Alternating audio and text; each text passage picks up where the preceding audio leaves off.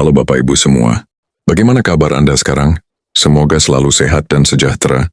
Kembali lagi dengan AD Channel yang membahas tentang info terupdate ASN dan pensiunan Indonesia. Penerima manfaat sudah bisa melihat saldo rekening mereka bertambah mulai hari ini atau dalam beberapa hari ke depan. Tapi ingat ya, karena proses ini dilakukan secara bertahap dan sistematis, nggak semua orang akan langsung menerima di hari yang sama. Beberapa orang mungkin akan terima lebih dulu, sementara lainnya menyusul di hari-hari berikutnya. Hal ini sangat wajar. Apalagi kalau melihat jumlah penerima yang mencapai ratusan ribu, bahkan jutaan orang di seluruh Indonesia. Proses pencairan kali ini menggunakan sistem disbursement digital, jadi dana akan langsung ditransfer ke rekening masing-masing penerima, tanpa harus datang ke kantor, tanpa harus antre panjang dan tanpa formulir ribet. Tapi tetap saja, ada beberapa hal yang harus dipastikan sebelum dana benar-benar masuk. Salah satunya adalah bahwa data rekening yang kamu miliki harus benar-benar sesuai dengan data yang tercatat di sistem. Kalau misalnya ada nama yang tipe nomor rekening yang salah atau rekening sudah tidak aktif, besar kemungkinan proses pencairan akan tertunda. Makanya penting banget buat kamu untuk mengecek ulang data kamu sekarang juga. Terutama kalau kamu sudah merasa termasuk dalam daftar penerima, sekarang siapa saja sebenarnya yang berhak menerima pencairan dana ini. Jadi dana ini diperuntukkan bagi mereka yang sudah pensiun atau telah diberhentikan secara resmi dari instansi pemerintahan BUMN atau lembaga negara lainnya. Termasuk juga di dalamnya adalah pegawai non-ASN yang terdaftar dalam program pensiun tertentu, serta beberapa kategori khusus seperti pegawai honorer yang sudah memenuhi syarat masa kerja. Ada beberapa kasus yang hanya butuh waktu kurang dari sebulan sampai dana benar-benar masuk ke rekening. Lalu bagaimana kalau kamu bukan pensiunan langsung, tapi anak atau cucu dari pensiunan lama, apakah kamu bisa bantu jawabannya? Bisa banget. Dan bahkan sangat disarankan banyak pensiunan yang sekarang sudah lanjut usia kesulitan akses, atau bahkan tidak paham cara cek data secara digital. Dan disinilah peran keluarga jadi sangat penting. Kamu bisa bantu cek informasi, lengkapi dokumen, dan dampingi proses klaim. Dan ingat, ini bukan bantuan sosial atau hibah yang harus diperebutkan. Ini adalah hak yang memang sudah dikumpulkan selama puluhan tahun bekerja. Jadi jangan ragu untuk bantu orang tua atau kakek nenek kamu untuk klaim dana mereka. Yang bikin lega sistem sekarang sudah mulai transparan. Sekarang mari kita lihat dari sudut pandang ASN sendiri, bagaimana reaksi mereka terhadap kabar ini. Jika kita melihat ke media sosial dan berbagai forum diskusi ASN, mayoritas dari mereka menyambut baik kebijakan ini. Banyak ASN yang merasa bahwa kenaikan ini adalah bentuk apresiasi dari pemerintah atas kerja keras mereka selama ini. Apalagi dengan meningkatnya beban kerja dan tuntutan profesionalisme di sektor pemerintahan, kenaikan gaji ini tentu menjadi insentif yang sangat dibutuhkan. Namun tentu saja tidak semua orang merasa puas. Beberapa ASN merasa bahwa kenaikan ini masih belum cukup jika dibandingkan dengan meningkatnya biaya hidup. Ada juga yang berharap bahwa selain kenaikan gaji pemerintah, juga akan memberikan perbaikan dalam sistem tunjangan dan fasilitas lainnya. Ini adalah hal yang wajar karena setiap kebijakan pasti akan menimbulkan berbagai respons dari masyarakat. Lalu bagaimana dengan pensiunan? Mereka juga merespons dengan berbagai pendapat. Banyak pensiunan yang merasa bersyukur karena akhirnya ada kenaikan yang cukup signifikan.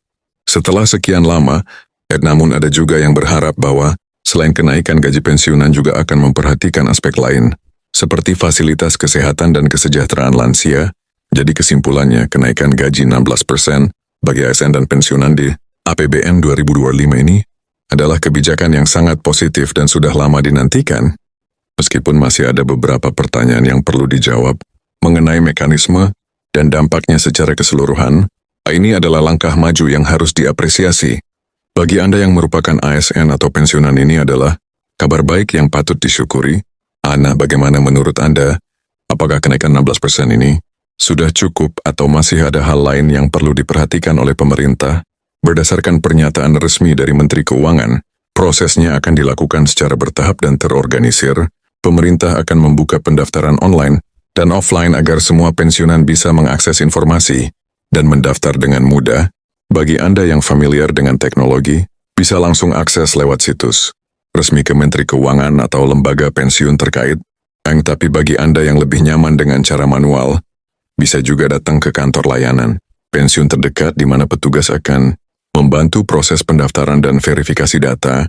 Proses verifikasi ini penting karena pemerintah ingin memastikan bahwa setiap orang yang mendaftar benar-benar berhak menerima manfaat ini.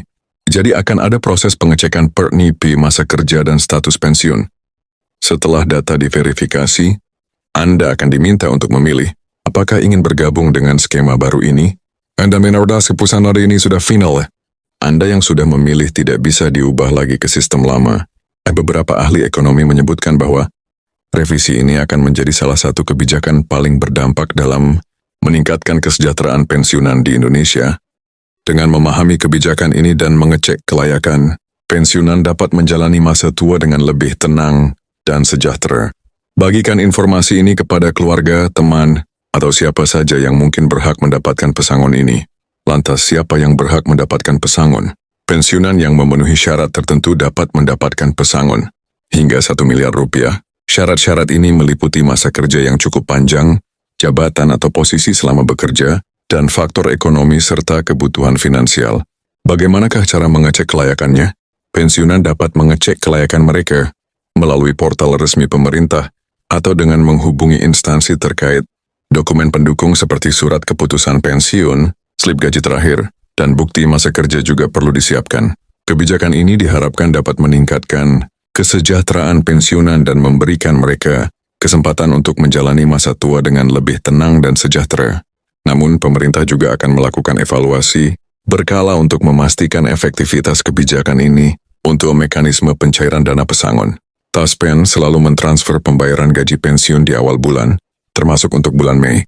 Namun, proses pencairan ke rekening masing-masing tergantung pada kebijakan mitra bayar, seperti bank atau kantor pos. Pastikan Anda memahami kebijakan mitra bayar Anda untuk menghindari kesalahan, meskipun bisa saja berbeda-beda, tergantung sistem di masing-masing mitra bayar. Jadi jika di tanggal 1 gaji, belum masuk bukan berarti belum dibayar oleh Taspen, melainkan mungkin proses pencairan di bank mitra masih berjalan. Kesempatan seperti ini tidak akan datang 2 kali. Manfaatkan kesempatan ini sebaik mungkin agar bisa memberikan manfaat jangka panjang untuk Anda. Inilah saatnya untuk mengambil hak Anda. Jangan ragu untuk mencari informasi lebih lanjut dan segera lakukan langkah-langkah yang diperlukan. Itulah yang bisa kami informasikan. Jika Anda merasa video ini bermanfaat, silakan membagikan video ini ke kerabat, saudara, keluarga Anda, terutama mereka yang juga berhak mendapatkan hak ini. Sampai jumpa di video berikutnya. Salam Edi Channel.